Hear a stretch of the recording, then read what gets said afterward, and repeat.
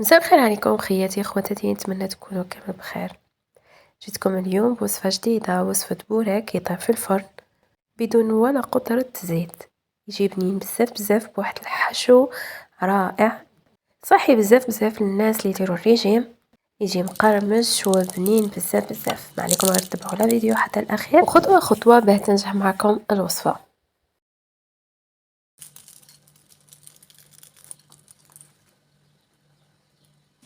وبسم الله نبداو على بركة الله. البنات اول مرحله هي راح نوجدوا الصوص. عندي شويه تاع رز حطيته في الماء يغلي، ضفت له شويه ملح وشويه تاع زيت، خليته حتى يطيب نص طياب ونزله. من جهه جبت شويه تاع زيت وضفت لها هذيك الحبه ولا نص حبه تاع بصل، وضفت عليها شويه تاع ثوم، خليتهم حتى تقلاو وخذاو اللون الاحمر. من بعد ضفت الفيونداشي. هنايا الكمية تاع الفيونداشي راني استعملت كمية تاع 50,000، يعني نتوما ديروا على حسب أفراد العائلة. هنايا راني نحل فيها كما راكم تشوفوا. راح نبدأ نضيف التوابل. بالنسبة للتوابل اللي راح نستعملهم هو الملح، فلفل أسود، كمون، كزبر، وشوية تاع فلفل أحمر حلو وحار، وبلا ما ننسى شوية من توابل الشاورما. راح نخليو الفيونداشي تاعنا حتى يدخلوا هذوك لي زيبيس ويدخلوا الطياب. من بعد راح نجيب نص مغرف كبيرة تاع طماطم مصبرة ونضيفها على هذاك الخليط. اذا بهذه الطريقه راح نخلط مليح ونخليه حتى يتقلى لنا مليح الفيونداشي تاعنا. ونزيدو اذا كان عندكم معدنوس ضيفوا المعدنوس. وهنايا بعد ما خلصنا يعني ونزلته، راح نخلط مع هذاك الرز اللي كنت ديجا طيبته وصفيته وخليته حتى برد. راح نجيو هنا نوجدو مع بعض البوراك نتاعنا. وكما تعرفوا بلي البوراك تاعنا راح نديروه في الفرن. عندي هنايا شويه زيتون مقطع دوائر دوائر، وعندي هذا الخليط ولا هذا الصوص اللي خدمناه مع بعض بعد ما خلطت فيه هذاك الرز. عندي هذا الجبن، وعندي حبة بيض، درت البياض وحده والصفار وحده. عندي جبن مبشور، وبلا ما ننسى ورقة تاع البوراك ولا الملصوقة. انا استعملت هذا الورقة تاع البوراك اللي اسمه مجداتي.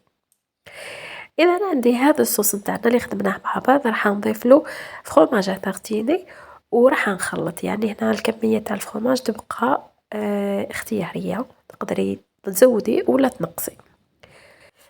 اذا البنات سمحوا لي بزاف بزاف، راني شويه تعبانه والصوت تاعي راهو باين بلي راني سبابه، بصح والله ما حبيت يعني نفوت هكاك بلا ما ندير لكم وصفه. اذا عندي هذا المول اللي راح ندخله للفرن، درت فيه قطره تاع زيت وراني نمسح فيه بهذا البانسو. وراح ندير نوجد معاكم البوراك. وبالنسبه للطريقه راهي واضحه في الفيديو، ما عليكم غير تتبعوها خطوه بخطوه باه تنجح معكم الوصفه.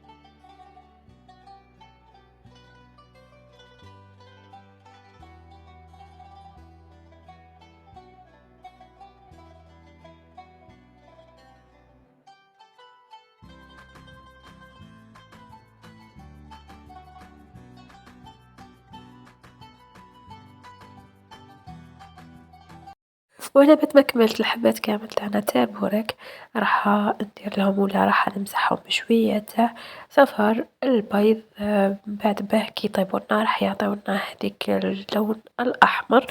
وعندي شوية هنايا فخوم ربي راح نحطهم الفوق. بالنسبة لهذا النوع اللي استعملته ماهوش مليح، تاع شيدار يعني تاع دزاير، ما عجبنيش كامل، راح يبقى كيما هكاك. ومن بعد كي نخرجوه من الفرن راح يبقى يابس. إذا دخلته الطابع على 180 درجة لمدة نصف ساعة ولا 45 دقيقة، راح يطيب معاكم، راح يتحمر بهذه الطريقة من الفوق، لأنه درنا له هذاك صفر تاع البيض. هنايا راح نقسم معاكم حبيبة.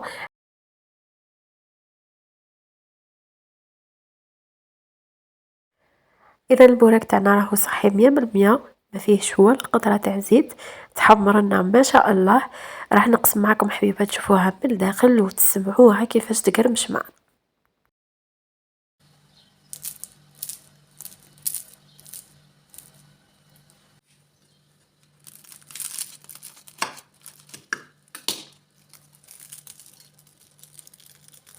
إذا هذه الوصفة تاع اليوم، إن شاء الله يا ربي تكون تعجبكم، إن شاء الله تجربوها وتخليو لي تطبيقاتكم، تبعثوهم لي على صفحتي في الفيسبوك اللي حنخليها لكم في صندوق الوصف.